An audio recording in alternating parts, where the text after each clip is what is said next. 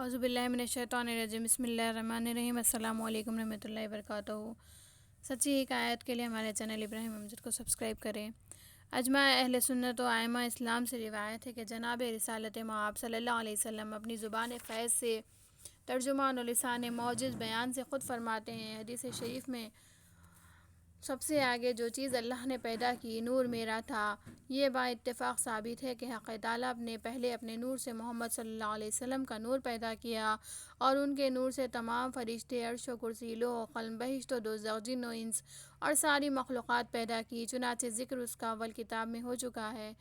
اس واسطے ہم مختصر بیان کیا۔ روضہ الاحباب و کتاب الاخیار میں لکھا ہے کہ جس وقت اللہ تعالیٰ نے آدم علیہ السلام کو پیدا کیا، نور محمد صلی اللہ علیہ وسلم نے حضرت آدم علیہ السلام کی پیشانی پر ظہور کیا، ایسا کہ ان کی پیشانی اس نور سے عرش تک چمکتی تھی۔ پھر آدم علیہ السلام کی پیشانی سے شیش علیہ السلام کی، اور شیش علیہ السلام سے ادریس علیہ السلام کی، اور ادریس علیہ السلام سے نوح علیہ السلام کی، اور نوح علیہ السلام سے اسی طرح درجہ بدرجہ منتقل ہو کر ابراہیم خلیل اللہ تک پہنچا، اور ان سے حضرت اسماعیل علیہ السلام ذبیح اللہ کو نصیب ہوا۔ بعد اس کے نسلاً با نسلاً عبد المناف تک پہنچا، اور عبد المناف کے 4 بیٹے تھے: ابو شمس، ابو الہاشم، عبد المطلب، ابو نوفل، اور ہاشم رسول خدا صلی اللہ علیہ وسلم کے دادا تھے، اس واسطے رسول خدا صلی اللہ علیہ وسلم کو ہاشمی کہتے ہیں۔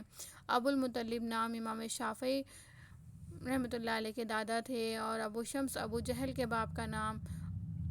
وہی نور محمد صلی اللہ علیہ وسلم کا عبد المناف سے ہاشم کو ملا، اور بعد فوت عبد المناف کے ہاشم کو مکے کی ریاست اور کنجی خانہ کعبہ کی ملی۔ اتفاقاً اسی ایام میں مکے میں قحط ہوا تھا، اکثر آدمیوں کو رات دن فاقہ گزرتا تھا، چنانچہ ہاشم کو اللہ تعالیٰ نے محمد صلی اللہ علیہ وسلم کی نور کی برکت سے تونگر کیا تھا۔ اس نے تمام مکیوں کی ضیافت کی، اور جب دسترخوان بچھاتے روٹیاں توڑ توڑ کر پارا پارا کر کے دسترخوان پر رکھ دیتے کہ کھاتے وقت کوئی کسی کو معلوم نہ کر سکے کس نے کتنی کھائی۔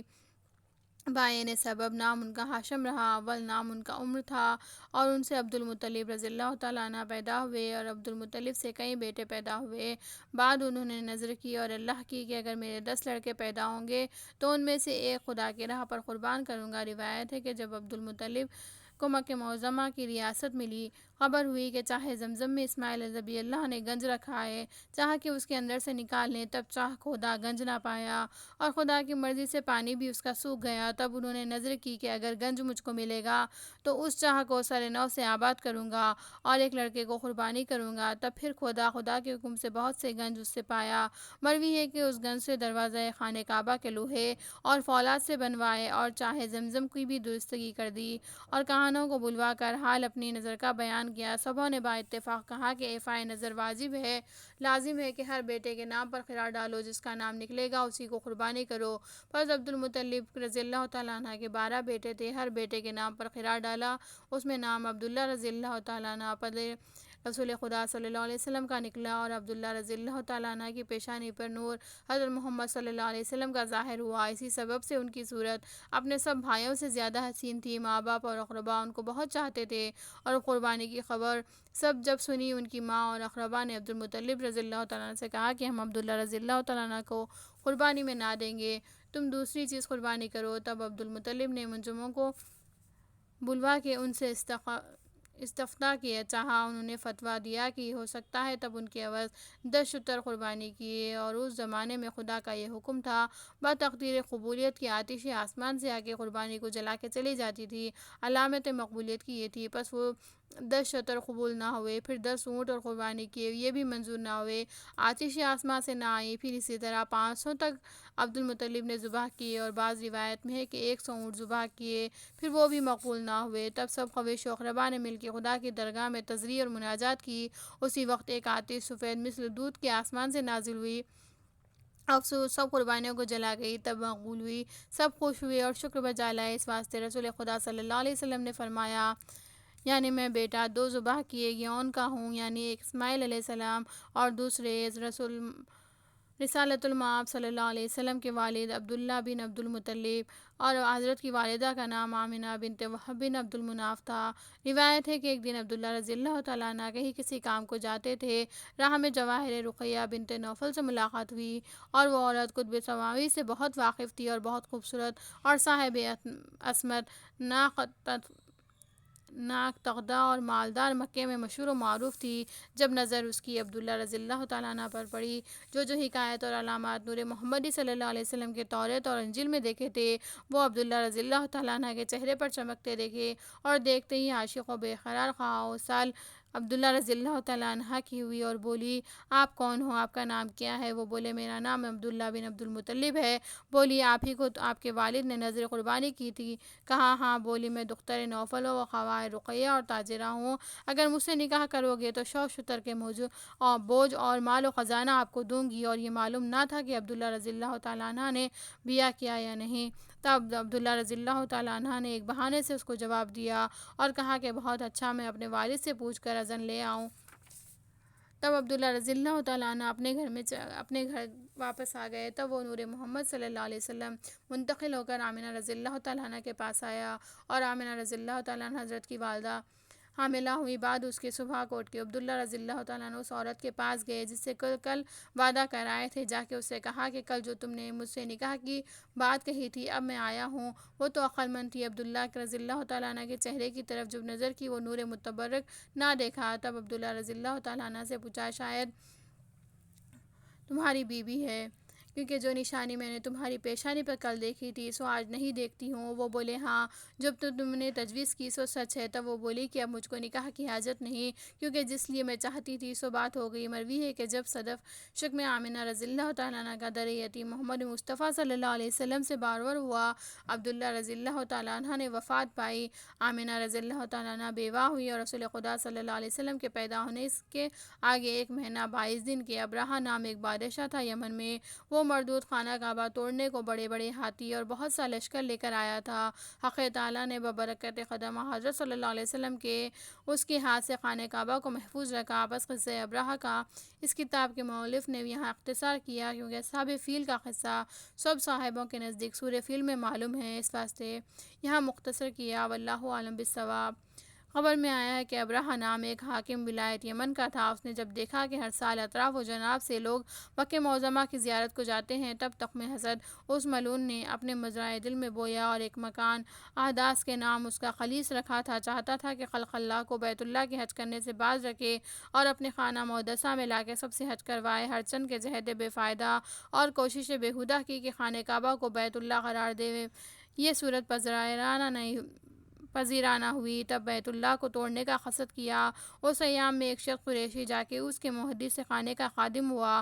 اس نے ایک شب فرصت پا کے اسی گھر میں آیتا و بول کر جو کچھ مال و اسباب پایا لے کر چلا گیا۔ صبح کے وقت ابرہہ پلید وہ حرکت خوشیگی دیکھ کر طیش میں آیا، اور بیت اللہ توڑنے کو 7 لشکر امواء اور فیل و مان کے قصد کیا، اور بیت اللہ کی طرف روانہ ہوا۔ اور جو قوم عرب بیت اللہ کے توڑنے کو مزاحم ہوتی اس کو قتل کرتا، اور جب متصل کعبہ مع لشکر ہاتھی کے جا پہنچا، یہ حشمت دیکھ کے تمام اہل قریش مع قبائل اپنا گھر چھوڑ کر پہاڑوں میں جا کے چھپ کے دیکھتے تھے۔ ہر چند کے فلیبانوں نے چاہا کہ ہاتھیوں سے کعبے کو مسمار کریں، خوف الہی سے کوئی ہاتھی آگے نہ بڑھا، اور فیل محمود ناموس وہ خاص سواری ابرہہ بادشاہ کی تھی، اس نے اس پلید کو اپنی پیٹھ پر سوار نہ کیا۔ تب اس مردود نے دوسرے فیل پر سوار ہو کر کعبے پر طاقت کی، اور چاہا کہ کعبے کو منہدم کرے۔ اتنے میں ہزاروں ابابیل بحکم رب الجلیل 3 کنکریاں مثل دانہ مسور کے ایک منہ میں اور ایک پنجوں میں لے کر آئے، اور سب اصحاب فیل اور فیل پر اور گھوڑے اور شتر پر مثل گولہ بندوق کے مارنے لگے۔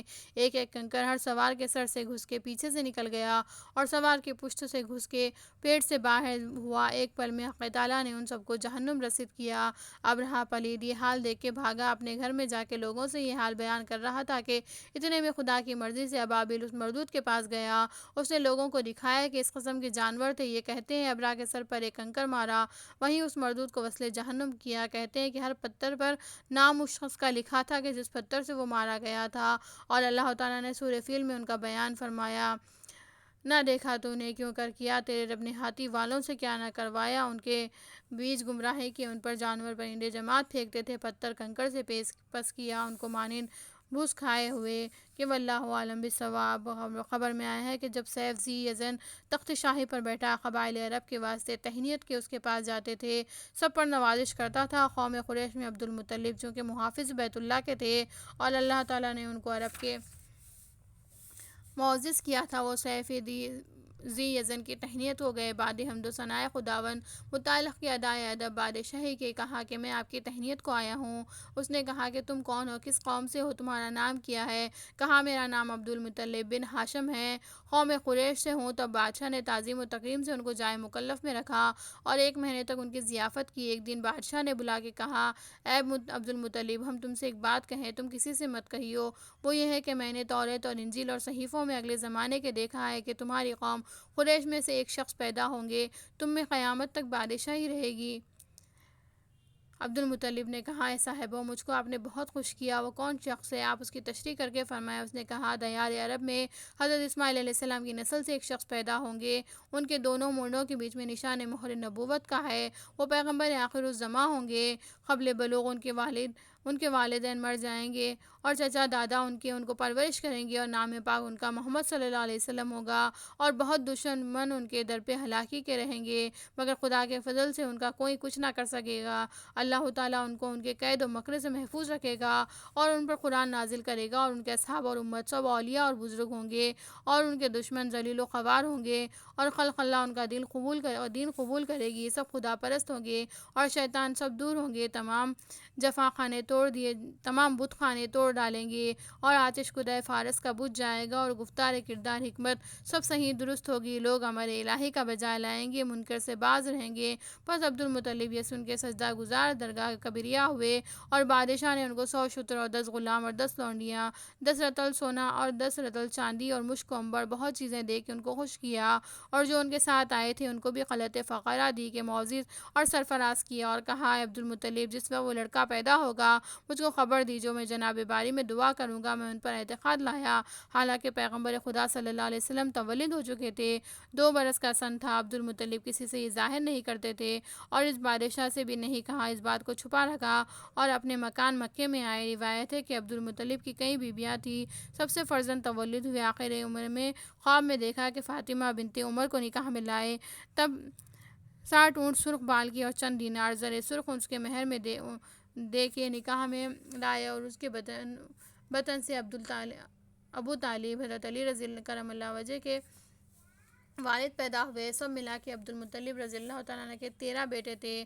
حارث، ابو طالب، ابو لہب، قداق، امیر حمزہ رضی اللہ تعالیٰ عنہ، عباس رضی اللہ تعالیٰ عنہ، زرار، زبیر، عبداللہ، مخوم، خشم، عبدالکعبہ، خجل، اور 6 بیٹیاں، ام حلیمہ، صفیہ، برہ، عاتقہ، اردی، احمہ، اور حارث کے 3 بیٹے تھے، ابو سفیان اور مغیرہ اور نوفل، اور ابو سفیان جس سال میں فتح مکہ ہوا اسی سال میں مسلمان ہوئے، اور ابو لہب کے 2 بیٹے تھے، عتیبہ اور اشبیہ، اور اس کی بیوی حضرت معاویہ رضی اللہ تعالیٰ عنہ کی پھوپھی، اور قیداق اور امیر حمزہ اور زرار اور زبیر، یہ 4 دن لاول تھے، اور ابو طالب کے 4 بیٹے تھے، عقیل اور طالب اور جعفر طیار، اور حضرت علی مرتضیٰ، اور 2 بیٹیاں ام ہانی اور رحمانہ، یہ سب فاطمہ بنت اسد کے بطن سے تھی، اور عبداللہ سب بھائیوں سے صورت اور بزرگی میں زیادہ تھے، ان کے سلب سے سید کونین صلی اللہ علیہ وسلم پیدا ہوئے، اور حضرت عباس رضی اللہ تعالیٰ عنہ کے 6 بیٹے تھے، عبداللہ اور فضل اور عبیداللہ اور فتم اور سعید اور عبدالرحمن، اور بیٹی کا نام صفیہ تھا، اور حضرت عباس رضی اللہ تعالیٰ نے 80 برس کے سن میں حضرت عثمان رضی اللہ تعالیٰ عنہ کی خلافت کے زمانے میں انتقال فرمایا۔ یہ سب جامع تواریخ سے لکھا ہے، واللہ اعلم بالصواب۔ صدق اللہ العلی العظیم، وما علینا الا البلاغ۔ ہمارے چینل کو لائک، شیئر اور سبسکرائب کریں۔